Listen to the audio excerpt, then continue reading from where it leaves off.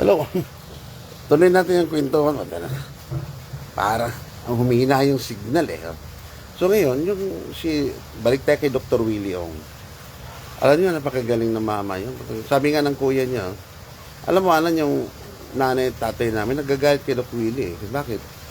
Kasi nga, pinaaral siya ng UST, ang laki ng gastos, pero parang pagdating sa mga tao, sa mga lalo sa mga hirap, nagkawang gawa, hindi nagpapabayad. Diba? Ang ganda ng puso ni Doc Willie. Sayang lang, hindi na parang hindi timing yung pagtakbo niyang Vice President. Kung nagkita lang kami ulit, ayaw ko sana na, magsenador na lang sana sinong panahon na yun. Sigurado pasok siya. Ito pangalawa, ito isang kaibigan ko. Idol ko ito eh. Si Doc Jim Sanchez. Yun ang team leader namin sa yung tinatawag na HOW. Hospital on Wheels. Kung makikita mo yan sa YouTube, may Hospital on Wheels. Yung bus na nag-perform ng yung operation, yung flip-flip, yung bungi ba, sa Bisaya pa. Hernia, los-los, gano'n. At saka mga bukol-bukol, kung marami pa. Kaya, yung gusto magpatuloy, pwede rin, gano'n. So, alam niyo yung si Doc Jim, grabe ang advocacy niya. Isipin mo, nag-o-opera siya ng libre, ha? Every month, umiikot sa buong Pilipinas. Grabe ang kanyang advocacy about yan. So, tinutulungan namin ng Rotary Club, kasi ka-club nito siya sa dating San Francisco del Monte, ngayon, Maharlikans na siya. Maharlikans kami. Kasi, yun na nga.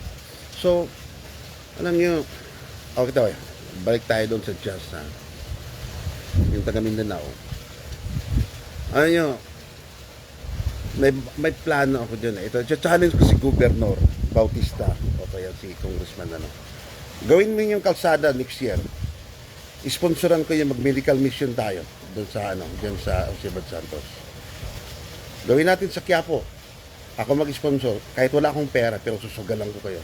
Kung seryoso kayong ayusin yung Kasi alam niyo, ang gobyerno sana dapat ganun talaga mga programa eh.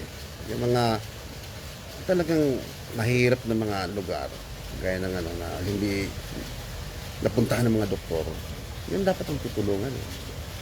So ako lang kung talagang ako talagang mayaman ako, gagawin ko yun eh.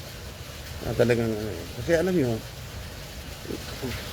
kawawa yung mga talagang taga-probinsya, yung mga hindi na natingnan ng mga doktor, yung mga problema nila. So alam nyo, pero medyo malaki kasi ang malaki kasi ang gastos kasi galing pa Manila mga doctors, no? Doctors at mga nurses galing pa Manila. Siguro may makukuha din sa Gensan kasi nag-medical na rin mission sila sa Gensan dati. May mga taga-riyan na nagbo-volunteer na mga doctors at saka mga nurses diyan. Yun na nga during yung medical mission. Isipin mo, umaabot ng 1,000 plus ka pasyente. Libre lahat yan. Ang ginagamit ng local anesthesia, hindi na kang bilib kay Dr. Jim Sanchez. Talagang ginagawa niya ng paraan paano makatulong sa mga kapwa natin mga Pilipino. So, yun na nga. Balikan natin. Mayor Jason, shout out sa iyo dyan. Huwag ka magalit sa akin, ha. Gawin natin ito para sa ating mga kababayan. Kasi kawawa yung bayan natin dyan, napag-iwanan na natin ng kalsada, napag-iwanan pa tayo ng mga hospitals. Wala tayong matinong hospitals dyan, wala tayong mga clinic na dyan, kulang-kulang yung mga gano'n. Diba? Kasi kung ako lang talaga may maitutulong, talagang palarin ako magkapera, tutulungan ko mga tao dyan, kababayan natin. Kawawa eh. Kasi alam niyo pare, pera kasi temporary lang yan lahat. Pero yung just saving one's life, yung mga kababayan natin, laking laking bagay yun. Ayun, so tingnan niyo ang paligid, magaganda, no? At yan. So yan.